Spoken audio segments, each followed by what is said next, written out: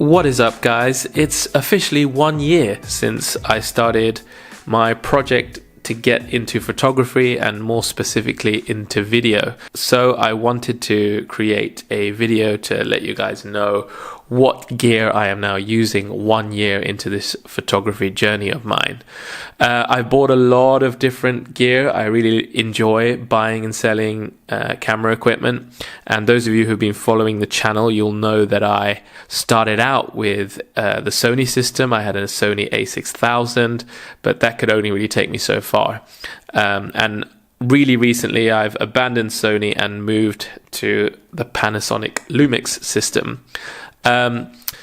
So yeah, I really feel like now I have a really good setup, a kind of setup where somebody who looked at my content would think, wow, they have some really high quality stuff. And I haven't spent so much money in doing so. So I wanted to share my setup with you. It's also a bit unconventional. I don't see people with the same sort of setup that I do.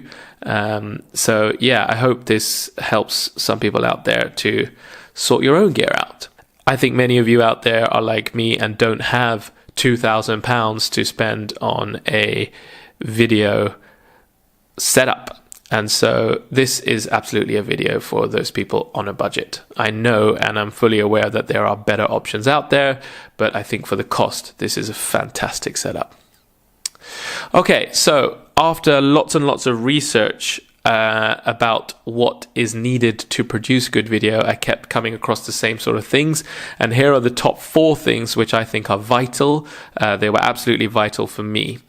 Number 1 is good sound. You need a camera which has a mic input, which allows you to use an external mic. Thinking about video, if you're going to be interviewing people, if you're going to have people talking into the camera, the onboard microphones on your camera will not be good enough, and you do need better sound quality. So number 1 is a mic input. Number 2 is stabilization. I have tried filming with gimbals, handheld gimbals, bigger units like the Ronin M, and to be honest, although they create incredible professional looking footage, they ultimately stopped me from going out filming because of setup time. If you are a videographer for professional usage, for weddings, then absolutely you will need a gimbal. But for those of you who are just kind of doing this as a hobby, like me, I really don't think you need a gimbal like that, and it's much easier to pick up a camera with in-body stabilization. Really good and helpful, and can really smooth out your shots. Number 3 is a fully articulating screen. There are lots of cameras out there that have a flip out screen that might tilt up to allow you to view at different angles, but not all cameras have fully articulating screens. And when you're just starting out, especially if you're vlogging and you want to film yourself, a fully articulating screen can be fantastic to frame your shots. It's not essential, but really helpful and convenient to have. Number 4, flat color profiles. Again, not maybe essential for everyone, but it was something that I was looking for. And if you want a particular look to your videos that you're creating, you do need a camera that has flat color profiles.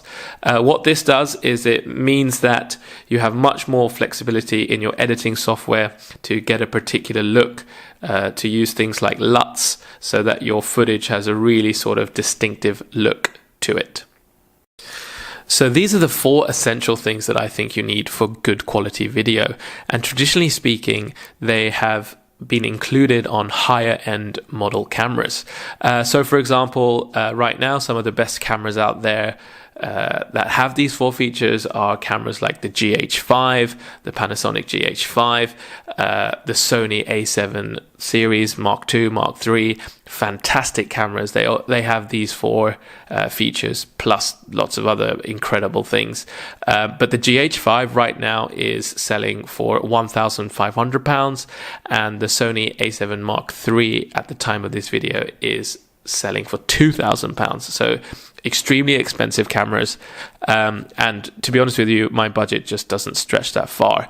So I have a recommendation for a camera which has these 4 features for a fraction of the price. And here it is, the Panasonic Lumix FZ1000. Now, the FZ1000 is a bridge camera. That means it has a fixed lens. You do not change lenses on this camera. It's a fixed lens with an incredible focal length. It's a super zoom.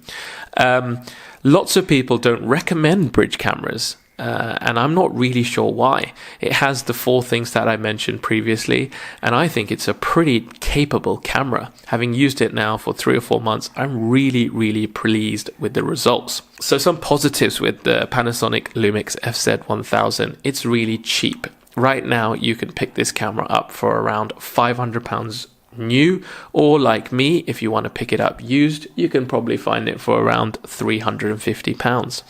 It's really convenient because it has that incredible lens with a huge zoom range, which means you don't need to carry around lots of different lenses. You have all different types of focal length that you need. One thing that people say about bridge cameras is that because the sensor is smaller, it's difficult to achieve that really desirable bokeh blurred background look. But as you can see in this footage, if you use the zoom effectively, you can absolutely produce some really amazing looking images. Some beautiful bokeh here in the example shot that I'm showing you. One of the big problems with the FZ1000 and almost all the other bridge cameras out there is that they do not work very well in low light. And this is absolutely true.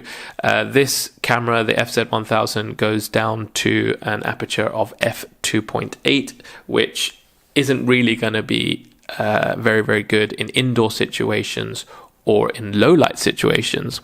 So this is where my B camera comes into play. It solves the problem of low light because it is a mirrorless camera. Here we have my B cam, the Panasonic Lumix XZ80 or 85 if you're in the States. A fantastic mirrorless camera which complements the FZ1000 really well.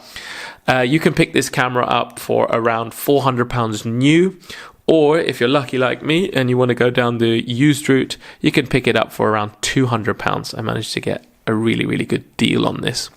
So this is a mirrorless camera, not a bridge camera, and that means that you can pick and choose which lenses you want to use. You can use a low aperture lens, like I have here. It's a f1.7 lens, and it means that this camera is going to be really capable in low light. The Panasonic Lumix GX80 is a fantastic companion to the FZ1000 when it comes to video, because it has the same great stabilization. It has flat picture profiles like Cine D. This does not come straight out of the box, it's worth mentioning. You need to do a little tweak. There's lots of videos on YouTube if you'd like to see how to do that. But you can get the Cine D profile on the GX80, which matches the Cine D profile which comes natively on the FZ1000 really nicely. So there you have it, guys. 2 recommendations for cameras if you are looking to get into videography, but you're on a tight budget, you can't afford a GH5, you can't afford the Sony A7 Mark III. You do not need to spend that kind of money to get fantastic results. Hey look, I hope this video has helped you. Please like, share, comment and subscribe.